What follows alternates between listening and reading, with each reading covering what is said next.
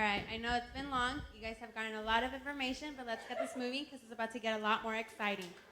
But unfortunately, I'm feeling a little distant. So I'm going to make all of you guys move. Get closer. Yes, get closer. Stop being so scared. Back row, Joanna, get closer.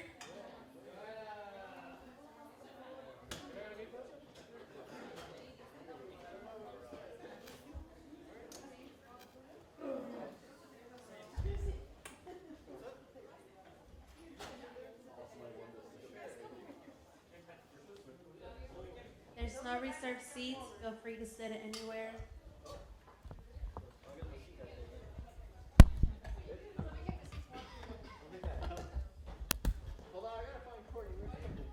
Yes, we can start without Courtney.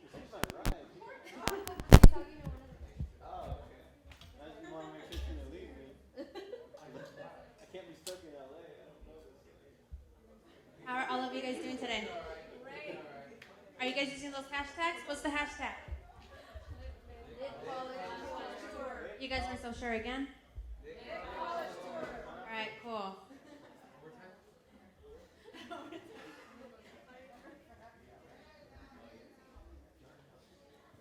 Okay, so let's get started. It is time to introduce you all to our next workshop theme, soft skills. Just like the blog states, hard skills could get you the interview, soft skills could get you the job. I would love to personally introduce you all to my great friend and mentor, Elisha Hall.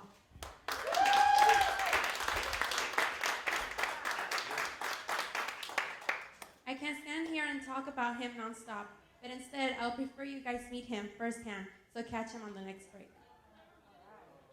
For the last decade, Elisha has focused solely on understanding what makes some people successful, while others can't. What separates the top performers from everyone else, and how the mind affects how we see our world.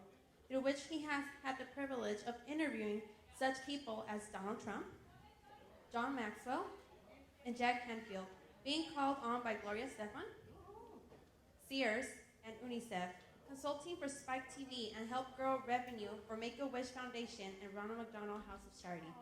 So put it together, you guys have Mr. Elisha Hall.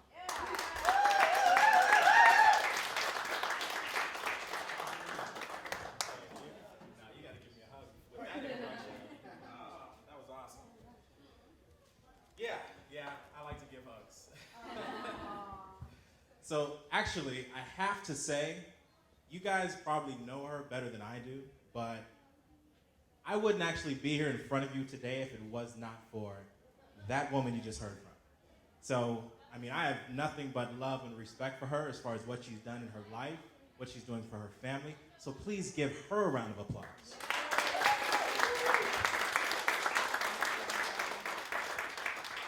Outstanding. So this is a workshop, right? Sounds like you guys aren't sure what you're here for. This is a workshop, right? Okay, so you all have a notepad and a piece of paper, right? Or at least a recorder. I was told if you have 20 minutes to sit in front of a person such as an Oprah Winfrey or a Ted Turner, you want to record every second. You don't want to hope that you're going to remember it all or write it all down, okay? So the idea with the workshop is we're going to work a little bit. Is that okay? Got to. Because here's what happens. When you actually do things in life, when you just look towards remembering something, you're actually only going to remember about 5 to 7% of what you hear. Now, the other thing about that is, if you actually take notes, if you're active, then actually that jumps up to about 15%. Now, if you embody the message, if you actually raise your hand as I'm asking questions, if you participate, if you smile, then you actually remember closer to 35, 40%. All right? So can you help me help you by participating today? Is that okay? Yes. Perfect. All right. I got to give you a high five. That's awesome. All right. Perfect. So I want to start by understanding why we're here. Okay. This is soft skills. Actually, let me. I was speaking at an event earlier today.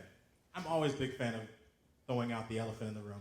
So I was speaking at an event earlier today, and somebody brought it to my attention. I had a little tear in my pants right here. And see, it's one of those things, I'm very transparent, very open. And I know somebody's going to be like, hey, he's got a rip in his pants. So I just throw it out there. I'm a big fan of opening up with the elephant in the room. But I say that just to say, when it comes to soft skills, that's one of the most powerful things that you can understand as we transition through this is the power in transparency. And you'll see how that relates in a second. But in moving forward, soft skills versus hard skills. Who in here knows the difference? Raise your hand. What's your name?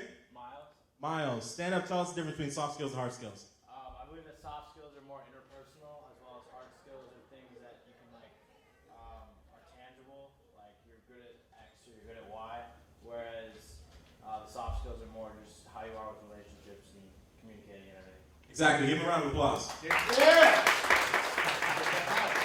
Okay, so now that means either no one else knew the difference or everyone else was scared to raise their hand. It's one or the other, right? Actually, a lot of people don't even know what soft skills are.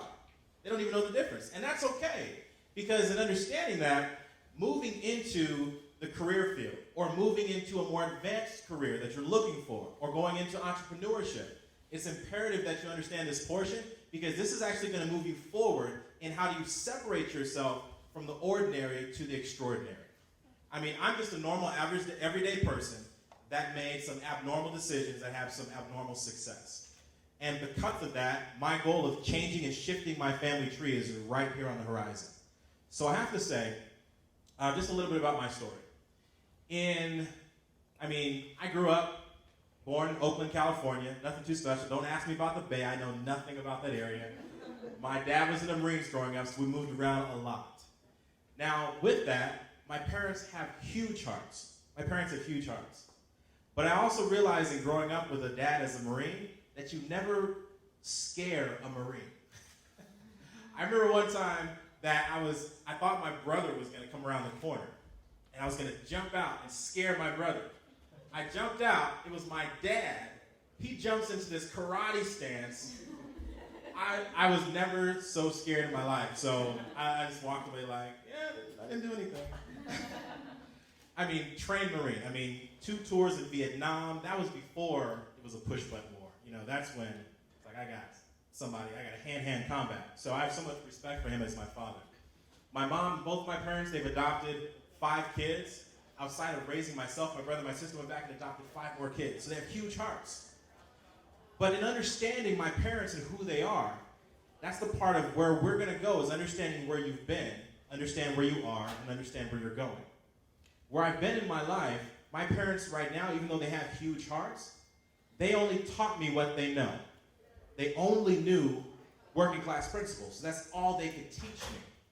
So that meant I had to surround myself with someone that knew something different, others that knew something different, in order to teach me what I never knew.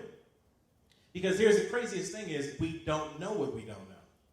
And since we don't know what we don't know, then it's a matter of, okay, how do I get there? Because see, I always had these goals and dreams when I was a kid. Like I want to, not being a ball player and not being an actor, I wanted to buy my mom a house. I always wanted to do specific things in life. But I felt like I was standing on this side of the Grand Canyon, had this huge hole in front of me, and the other side is the Grand. How do I get there? How do I build that bridge from one place to the other? And that's actually some of the things that I started learning, certain principles, especially when it comes to soft skills. So, is it okay if I take this off, get a little more comfortable? Yeah, go for it. Gotta get permission. No, too sexy. Too fun. All right, who brought him? So check this out. People are actually like fleas. If you understand the mentality of a flea. Does anyone in here know how to train a flea? No, you've never heard of the flea circus? No? Okay, so here's how it works. A flea is born with a vertical jump of 36 inches. A flea can jump 36 inches. Now, what happens is, this is how you train a flea. You put a flea in a jar, and you put the lid on it. The flea is going to jump, and it's going to hit his head. It's going to be knocked around a little bit. After a while, it's going to be like, I don't like that feeling, so I'm not going to do that anymore.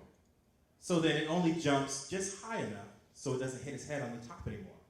So now the flea jumps maybe 5-6 inches instead of the entire 36 inches.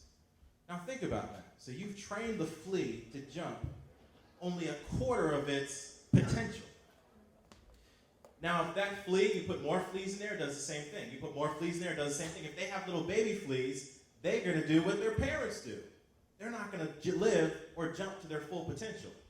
They're going to do just what their parents do, even though they still have the potential of jumping 36 inches. Now, if you take them out of the jar and you put them on the ground, you put them somewhere on a counter, they're going to jump that 5 or 6 inches. That's how you train a flea. They're not going to jump to their full potential of 36 inches. Now they've been trained, they're only going to jump that 5 or 6 inches. See, a lot of people in life have been trained by their environment and their surroundings. We've been trained by the limitations of what's around us. And the craziest thing is, you might have someone crazy enough around you that is the exception to the rule. What happens is, in that jar, after you take the lid off, those fleas are still jumping 5 or 6 inches. But if you add a flea to that jar that has never been exposed to their circumstances, it'll still jump 36 inches. It'll jump out of the jar. And then the other fleas are like, wow, if he can do it, I can do it too. So you have to surround yourself with crazy fleas. Well, the idea with that is just saying that there are people around you that have your blessing. It's just a matter of understanding that. There are people in this room right now that are going to get something today that the others that were here earlier are going to miss out on. Because think about it. You show up for the game, some people leave early, right? Some people say, my team's winning by a lot, or my team's losing. It's time for me to go. I don't want to have to worry about the traffic. I don't have to worry about, this, that, or the other thing. That's what people do. But why would you leave early from the game? Imagine if you went to a Laker game and half the Lakers on the floor were like, you know what, we won this, we're going to leave early. What would that look like, right? But they're in the game. They're on the court. The question is, are you on the court in your own life? Are you in the game? Or are you just in the stands? Are you an extra in the movie of your life? Because who's calling the shots? Because in your life, you're at a crossroads where you're going to decide whether either you're starring in your film of your movie and you're calling the shots or somebody else is doing it for you. And when you understand moving forward in that, being able to set up the types of skills that are going to help you to catapult your life to the next area, soft skills do that. Hard skills, whether you're looking at mathematics, engineering, some of those specific things that you can put on your resume, that'll get you the interview. That'll look nice. It'll hit the requirements. But here's something. I'm going to ask your permission on this. I've seen lists of soft skills of like 50, 60 different skills. We could go over those skills and go over each and every one of them. Or I could tie that into other topics that I've taught. One topic, how to steal someone else's job. A lot of people like that topic. Another topic, 7 steps to 7 figures. A lot of people like that topic. They all tie into soft skills. But the question is, would you rather go over that list, or would you rather tie in those other topics to this? A or B? I'm asking your permission. This is a workshop. I need some feedback. Would you prefer A, going over the list, or B, tying in those other lessons into this? B. Okay, perfect. See, I'm gonna allow you to participate. I'm giving you permission to raise your hand and throw things out. And I also want to, if you have questions, write them down, because I want to leave enough time at the end so that way you can have all your questions answered. I actually like to leave a lot of Q&A at the end, so that way people that have specific questions, their circumstances, they can be answered. Because my topic, I have to be very general to an entire audience, but there are things specific to you. Actually, here's what I'll do. I'm going to read some online comments that some people in this specific areas have actually reached out to me and asked these questions. I had one that said, I feel like I'm missing out on important career and life opportunities because I'm so intimidated. I'm a university student with a 4.0 GPA, but outside of school, I pretty much have nothing going for me. I have a job. I've had a job in life for a grand total of a month, and I'm 21 years old. I don't have a driver's license. I've never been outside of my comfort zone. And I'm worried that even if I succeed in school, I won't in the real world because I'm so passive. I'm always procrastinating, sometimes that I know I need to be doing. Usually because I'm worried about the outcome so that I didn't even attempt it. Has anyone ever had that? Where they're so worried about an outcome for something that it just talked themselves out of it and didn't even attempt something? Has anyone else done that? I mean, I know I have. This next person said, I get intimidated and just start thinking, I don't want to try because I probably will fail. The biggest thing I struggle with is second guessing myself. I'll make a strong choice asking for a gig or a job that will help me get my goal. Then I spend the rest of my time with the awful internal script. But I don't know what I'm doing. I don't know if that's right, even though it is. How do you deal with second guessing yourself? It's like torture. See, there are a lot of people that deal with these issues, these same feelings. It's fear. I always say that fear, doubt, and worry are the devil's best friends.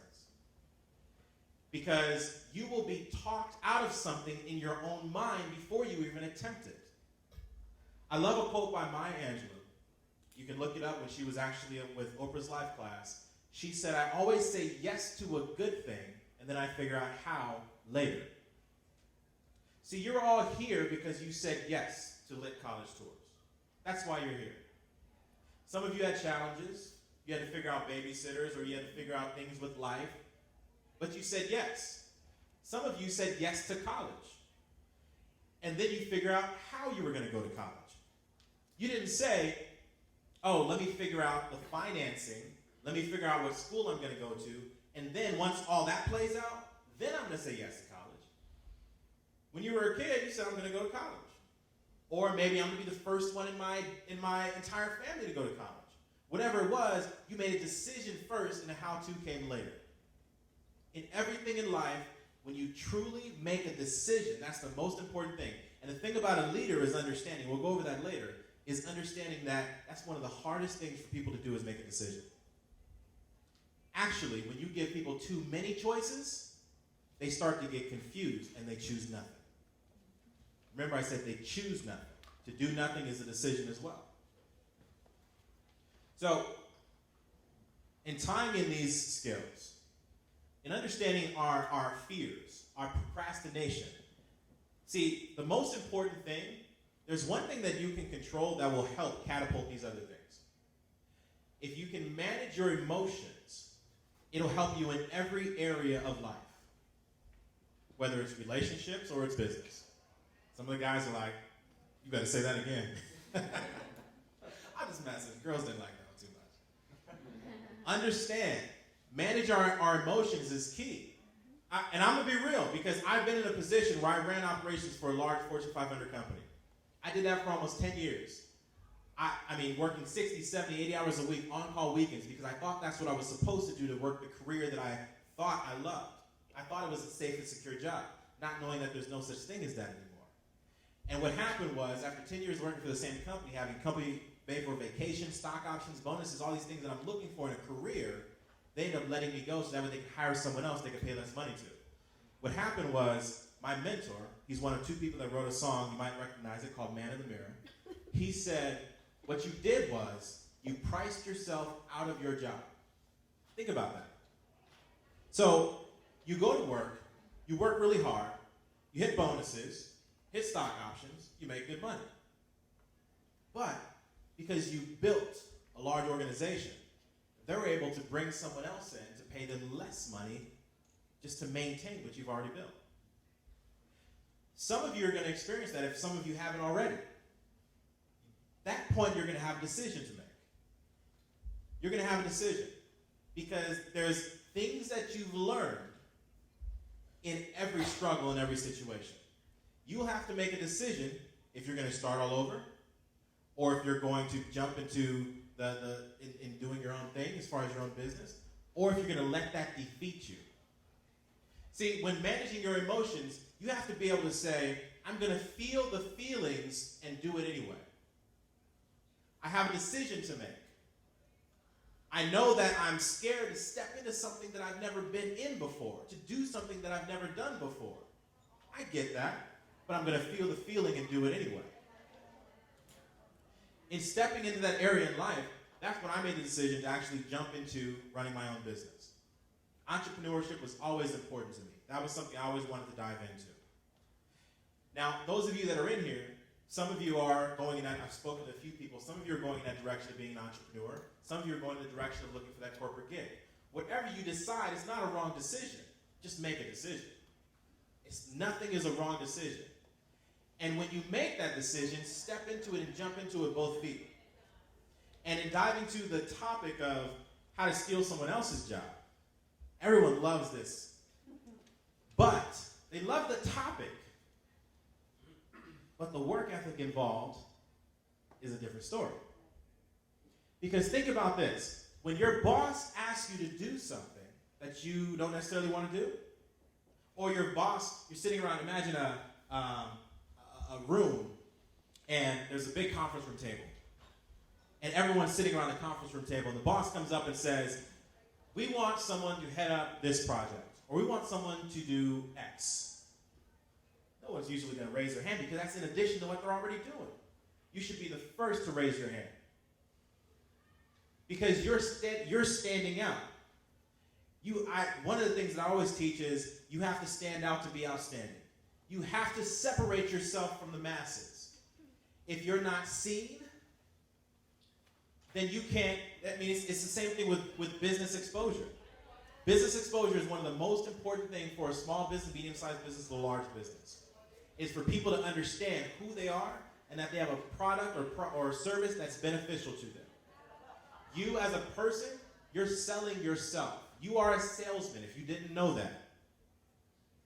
Who in here has ever been on a date with somebody? Who in here isn't going to raise your hand no matter what I say? Okay, so if you've ever been on a date, or if you're married, you sold somebody else or they sold you. It was one or the other. Right? So in understanding, it's the same thing with a job. You've ever been in an interview, you were selling your qualities and your benefits to the person on the other end of that table. It's the exact same thing.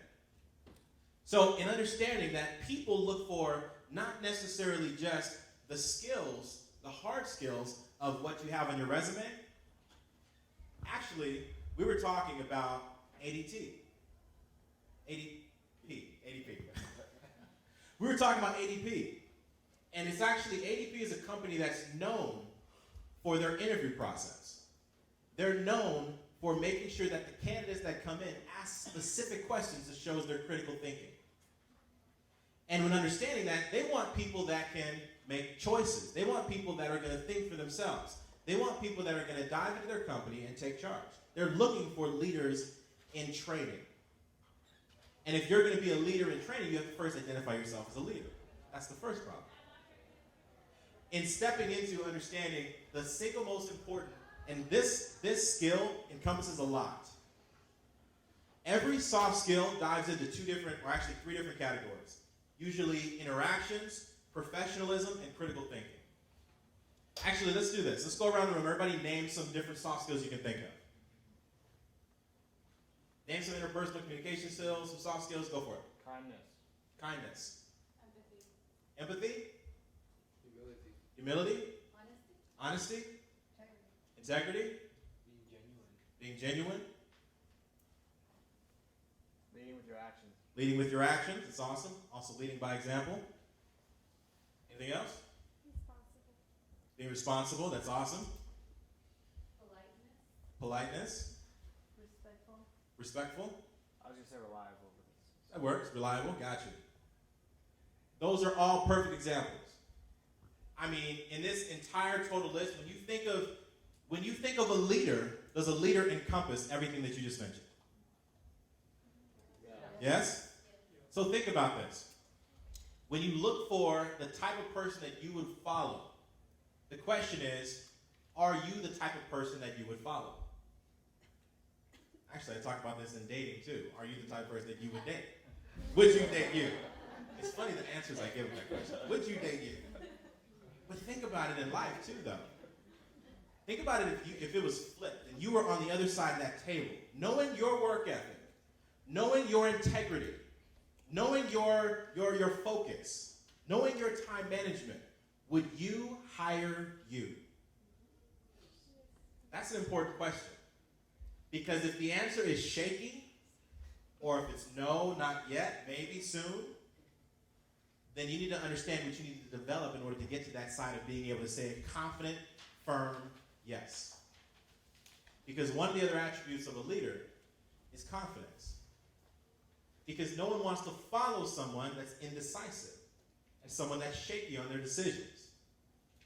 So thinking about a leader, and I'm diving into probably only 3 different soft skills because they encompass a lot of the small ones.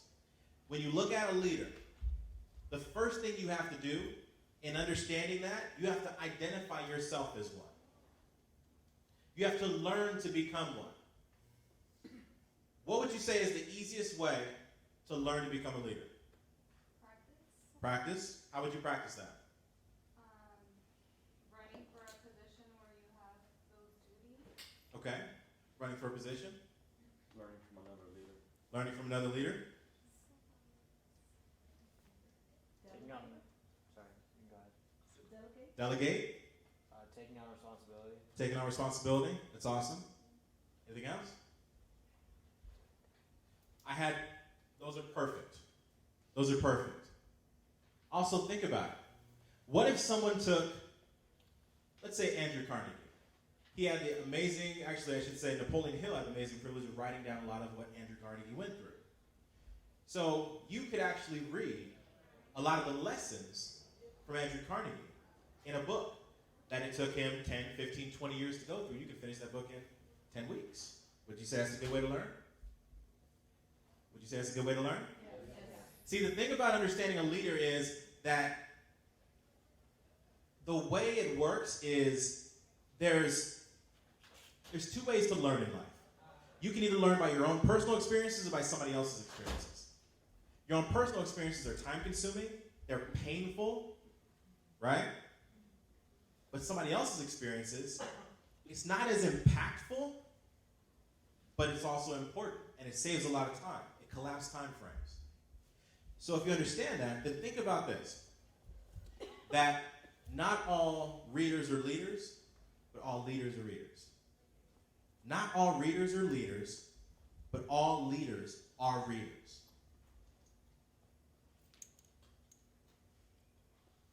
For example, if you were to ask someone that you consider your mentor, what book are they reading? That'll help you determine if they should still be your mentor. If they say nothing right now, you might want to look for somebody else. I say that because what you download into your mind is what you output. So, raise your hand if you're reading something right now. And school books don't count. Okay. Now raise your hand if you don't mind sharing what you're reading right now. The Four Agreements. 4 Agreements? Fado. Fado? By Andrew Statue. Okay.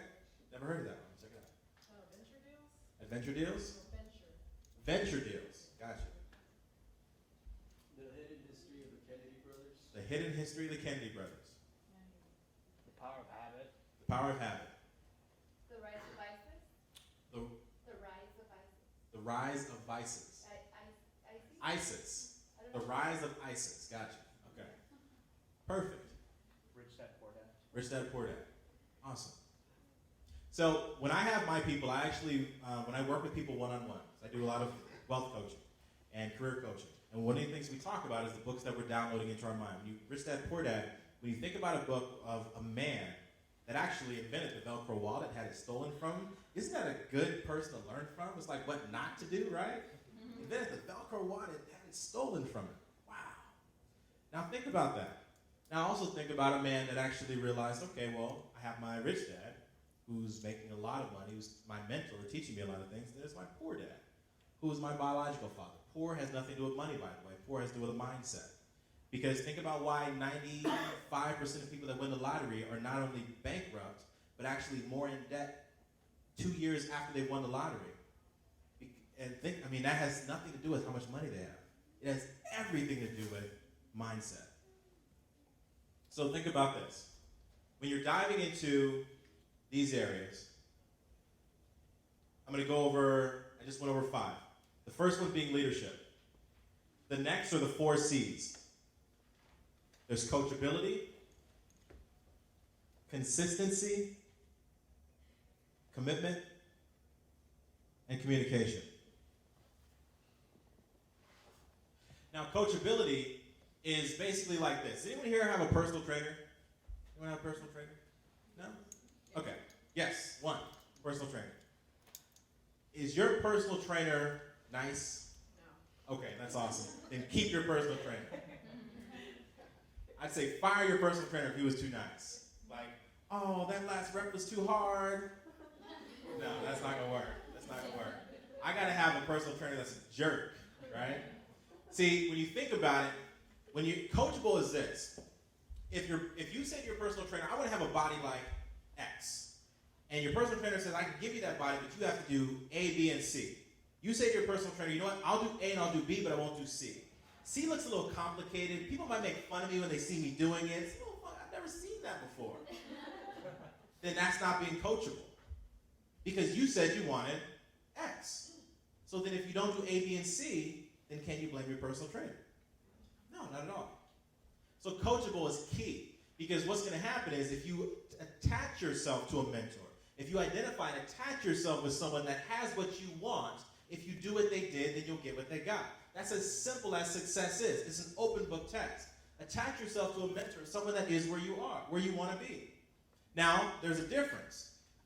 I teach 360 degrees of wealth. Being wealthy spiritually, physically, financially, emotionally, and mentally. So your spiritual mentor might not be the same person as your financial mentor. Okay? They can be different people. But in understanding that, the whole point of that process of being well-rounded is like a bicycle. If you make a lot of money, but your health is in the toilet, then it's like a bicycle with, an uneven wheel.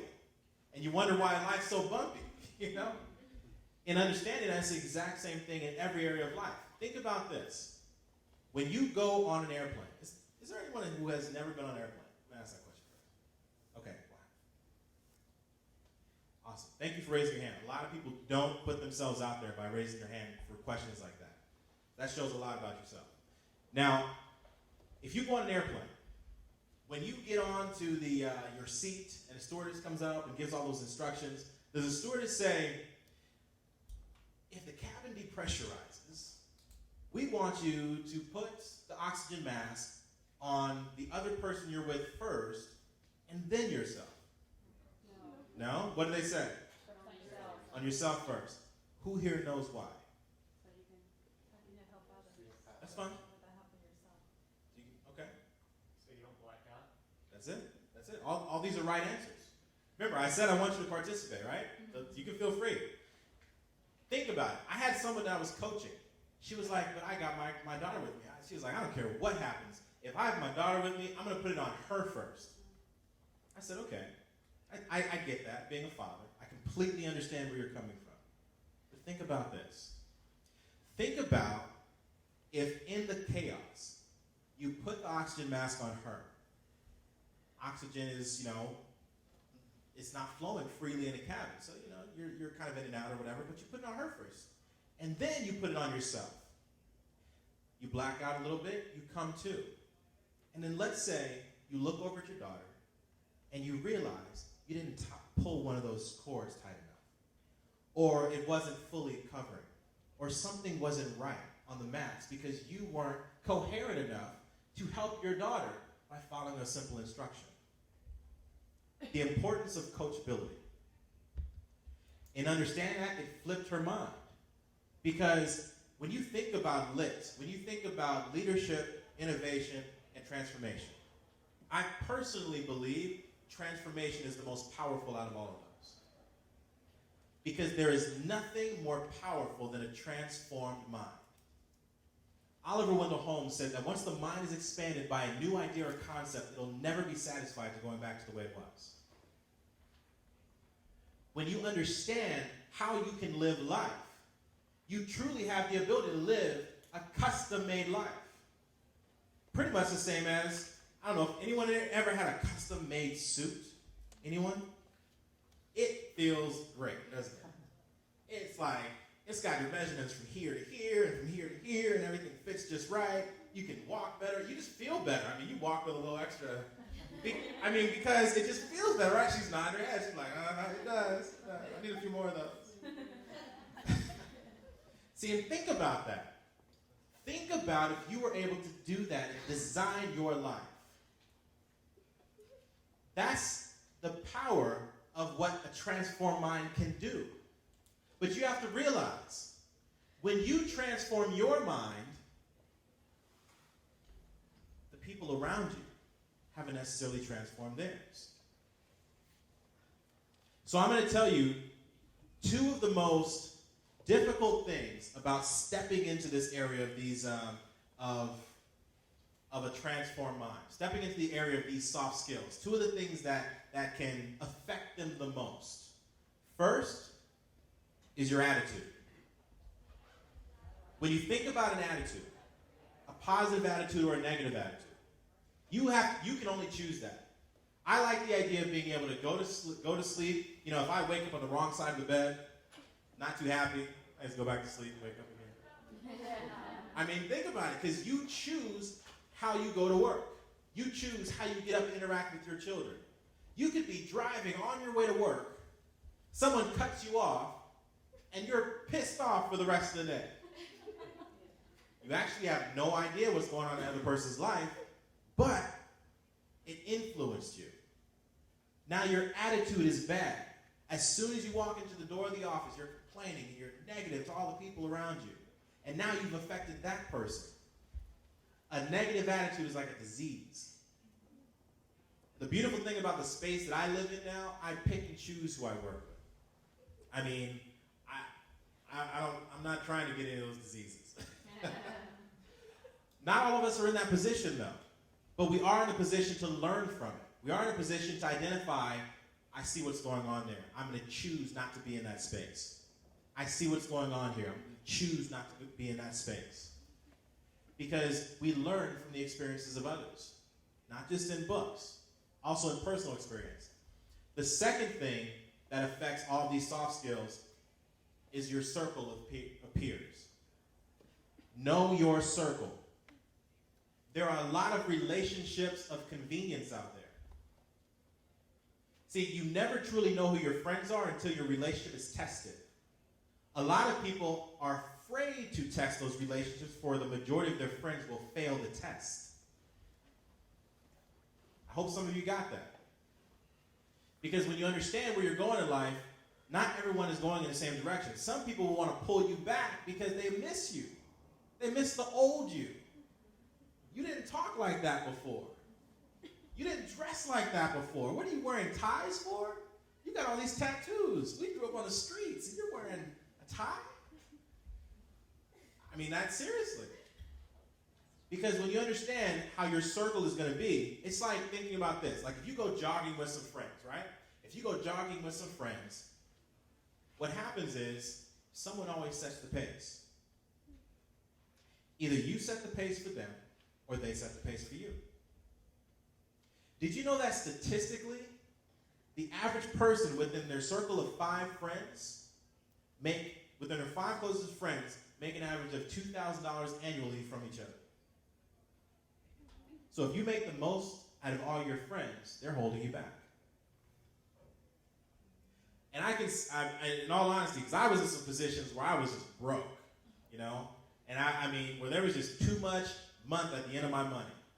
And I hated that position. I mean, I was in a position where it was like, I was so broke, I'd walk by the bank and it would trip the alarm.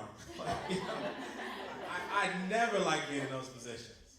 You know? I know what it's like to have, you know, a house go into foreclosure. I can say I know what it's like to buy a house at 22. I also know what it's like to have it go into foreclosure. I know what it's like to eat steak and lobster at some of the most amazing restaurants in the world. I also know what it's like to sit at a gas station, wonder if I can fill my tank up or buy diapers. I know what it's like. They always say money doesn't buy you happiness, but Zig Ziglar said everybody wants to find out for themselves. So I look at it like this. We were talking out in the hallway. I believe money is a tool. Money enhances who you are. I believe if you're the type of person that likes to drive fancy cars, money allows you to do that in a greater capacity. If you're the type of person that wants to tithe in 1 month, what you made all last year, money allows you to do that. If you're the type of person that just wants to travel around the world, money allows you to do that. I also believe if you're a jerk, money just makes you a bigger jerk. I mean, just in understanding life, it's a matter of saying, okay, I'm going to go for it and think big, or I'm not. Now, some of you just want to be comfortable in life. Who here just wants to be comfortable? Who here wants to make it big? Okay. I'm trying to see where the missing element is. There's some people that didn't raise their hand. I'm trying to think of what else is there. I don't want to be comfortable. I don't want to make it big. Yeah. Poverty. She said poverty. Like, I admire those people with the baskets. Okay, all right. Oh, that's that group that said they wouldn't raise their hand no matter what I said. Okay. All right. So here's the thing about this. When you decide what you're going to do as far as making it big, here's what's going to happen. Think about this. Think about if we started a company. What's your name? Shane? Yeah. Elisha, nice to meet you. Henry? Nice to meet you. I knew his name. He had a name tag on it. All right, so if I say Henry and Shane, we're going to start this company, right? And we're going to start it in a garage. It's going to be an amazing company. And we're going to name it Banana. No, we're going to name it Strawberry. No, we're going to name it Apple. We're going to name it Apple, right? And so you're sitting here, right? And this is years ago. And I'm showing you what I'm doing in my garage. I got all these things, and we're going to take over the computer industry. We're going to take over the cell phone industry. What cell phones? That big thing in a briefcase? Yeah, we're going to take that industry over, right? So even though I got this, this oil stain from my car right here next to us, right here, don't pay attention to that. We're going to start this big company. It's going to be amazing. Would you want to get down? Would you want to partner up? Might be interested? Because of what you know about Apple now? Right. That's right. That's true. See, you have to understand where you are in life, okay? Because every Bill Gates, every Mark Zuckerberg, every one of them had a point in their life where they were on that end, where they were in a garage, all these naysayers, all these people saying, what are you doing dropping out of college? You're at an Ivy League school and you're dropping out of college. He didn't even know at that time that 70% of the millionaires and billionaires in the world didn't graduate from high school or college. Makes me think I should have left in the second grade. But still in understanding that, they had work ethic. They had passion. They had drive and desire. They had here's another thing you need to write down. You need to determine what your IQ level is. You need to understand what your I quit level is. Because there's too many times we quit before we start. We already talked about that. We talk ourselves out of things because we quit before we start. And then there's too many times where we'll start something and it gets tough. It gets tough. And then we stop. If it gets tough and we stop, then it wasn't worth doing to begin with. So the next thing you need to determine is why you should even do anything to make it big. Those of you that raised your hands and said that you want to make it big, you need to determine why you need to make it big. Because what's going to happen is there's going to be tons of reasons why you shouldn't make it big. People in your life, people that come from where you come from, those relationships of convenience, because you work together, because you went to school together, because you're in the same proximity, they don't have your best interests at heart, but it's a convenient relationship. So that's how you know them. They're going to try to hold you back, those spiritual vampires that just want to suck the life out of you. You have to make a decision. Know your circle. Because that is so powerful wherever you want to go. Whether it's in your relationship or it's in business or your career. You're going to want to go somewhere that someone has an opinion about. And when that happens, if you buy their opinions, you buy their lifestyle. That's key. And I learned in life that opinions, I can't say that. Well, my mentor says opinions are like deodorant. Actually, he says common sense is like deodorant. The ones that need it most don't use it. But when you think about opinions, here's what's going to happen. If we want to do something big, and they say, you shouldn't do it, because I heard about that guy. But you know me. But they say, I heard about that guy. Then you have a decision to make. Okay. Well, what bank do you bank with right now? Chase. Chase? Does Chase have some lawsuits against it right now? Probably? Okay. So does that mean you should stop leaving your money there? It's my choice. I guess I could choose to. Yeah, you could choose to, but you still leave your money there, right? Yes. So, but I could Google Chase. They got some bad stuff, right? But you still keep your money there. Why?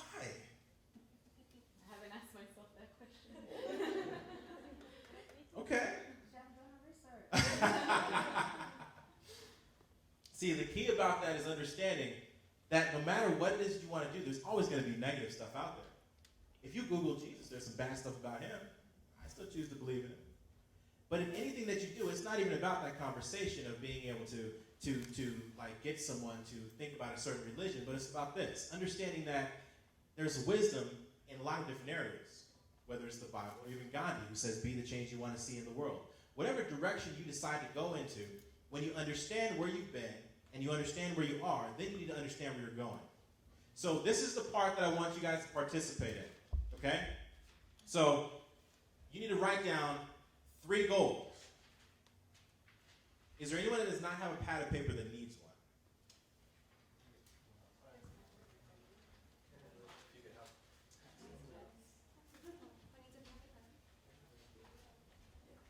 Don't tell anyone. I jacked those from the conference room around the corner.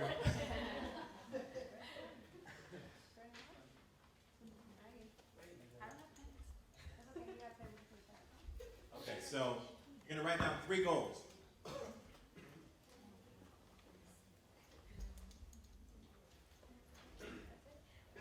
You're going to write down a personal goal, a professional goal, and a goal of social contribution.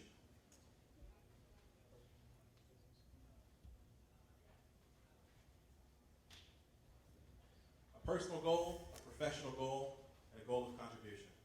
Some way that you're giving back.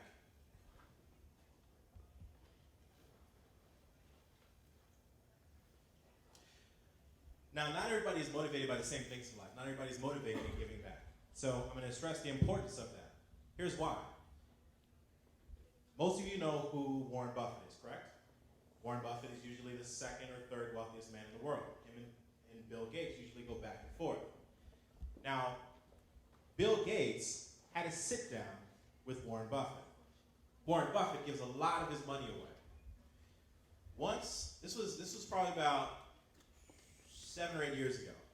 Once Warren Buffett had a sit down with Bill Gates. It was supposed to last for 6 hours.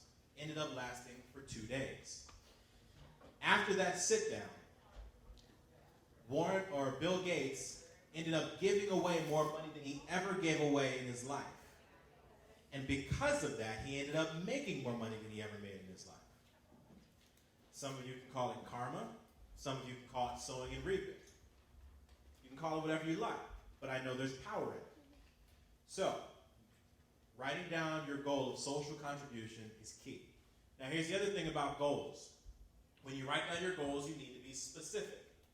If you say you have a professional goal of getting a promotion, you have to be specific. You could walk into your job next week, and they could say, outstanding, we're going to promote you from the janitor to the custodial engineer. That's not a raise. They just gave you a nicer, fancier title. So be specific on your goals. You might say, I want to make more money, and then you find $20 on the floor. you hit your goal, right? Okay? But you have to be specific. The next thing about your goals is putting a deadline on them.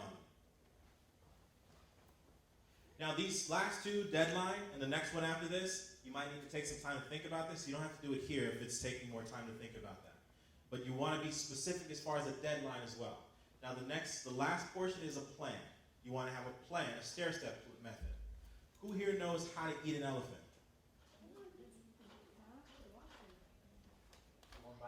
One bite at a time. There you go. Get that man a cookie. That's absolutely right. See, here's what happens. See, a lot of times what we do is we look at this huge goal and we think, how am I ever going to accomplish that? How am I ever going to do something that big? How am I going to eat a huge elephant? One bite at a time. It's key to understand the plan. And the reason that you have to be specific is because if you put in your GPS that you want to go from California to New York, where in New York are you going to end up?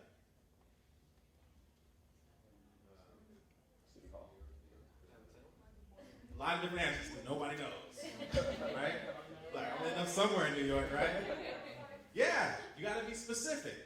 Once you narrow it down to the street, you narrow it down to the borough, you narrow it down to the address, then it'll say, okay, we can get you there like this. Now, in understanding that, it's key, the next part, to have an accountability partner. An accountability partner can be one of your peers or it can be your mentor. It can't be your family member. Most people don't respect their family members enough. They'll be like, sister, leave me alone. Stop bugging me about this goal, right? But see, the two main fears that people have is fear of ridicule and fear of loss. So in fear of ridicule, most people don't do things because they're afraid of what someone else is going to think. But that's also why it's important to have an accountability partner, is because of that same fear of ridicule. Now, here's one thing that I want you to understand. When I talk about a transformed mind, we're all going to do a quick exercise. I want everyone to stand up. You can put your stuff on your seats. Everybody stand up. Okay. So, I would like for everyone to think about this. What you're going to do is put your hand in front of you and point. Okay? Point your finger out. All right? And make sure you have a little room. You don't want to hit anyone. But all you're going to do, without hurting yourself, you're going to do, you got a right hand out, right hand out. Now, without hurting anyone and without hurting yourself, all I want you to do is just turn and point on the wall. Turn as far as you can and point on the wall. Okay, so turn, and remember that point. So you're going to turn to your right. You've got your right hand out. You're going to turn to your right. Don't hurt yourself. And you're just going to identify a point on the wall. You're going to point to it. Remember it. You're going to turn as far as you can. All the way back. All right. Remember that spot. Now come back to the front. Now, here's what I want you to do. I want you to close your eyes. Now, I want you to imagine that you just finished warming up and working out. You just finished, you're almost like one of those, those slinkies, that's flexible, that can move around, that can twist and turn. And so what you're going to do is imagine yourself with your eyes closed. Imagine yourself doing that exact same thing, but turning a little bit further than you did before. Okay, now I want you to open your eyes. Everybody put your hand up and point out. And we're going to do it again and see how far you point to. Okay? Go as far as you can. Is there a big difference?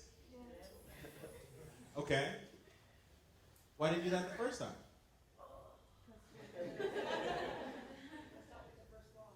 You stopped at the first wall.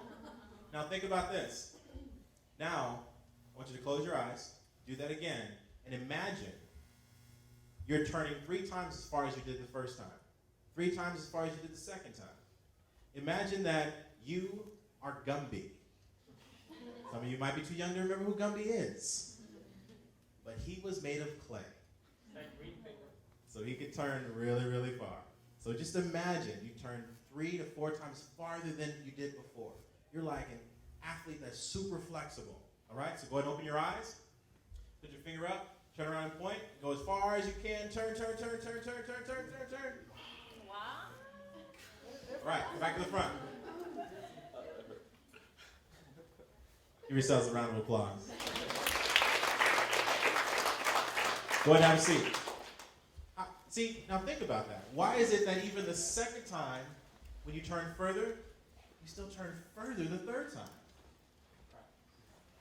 You had so much more in you than you thought you had. That goes back to the fleas. You had so much more in you than you thought you had. So when you dive into all of these skills, when you dive into everything that you're looking to do and everything that you're looking to accomplish, the only limiting factor is you. It's a mental incarceration where you have to choose to go the next level. You have to choose just to give a little bit more. With everything that you're doing in life, if you choose just to give a little bit more, push a little bit harder, you can accomplish 10 times more than most people in life. Because most people stop when it gets hard. Most people stop when it gets difficult. But because you've decided to set yourself apart by doing more and giving more and being better, you're by default going to accomplish much more than most people in life. So, I want to basically end with that last quote of Oliver Wendell Holmes saying that you're literally talking about the mind is never satisfied. Once it has a new idea or concept, it'll never be satisfied to going back to the way it was. So I hope today that you had some different ideas and some different concepts that expanded and shifted your mind, so that way it will not be satisfied to going back to the way it was. Thank you.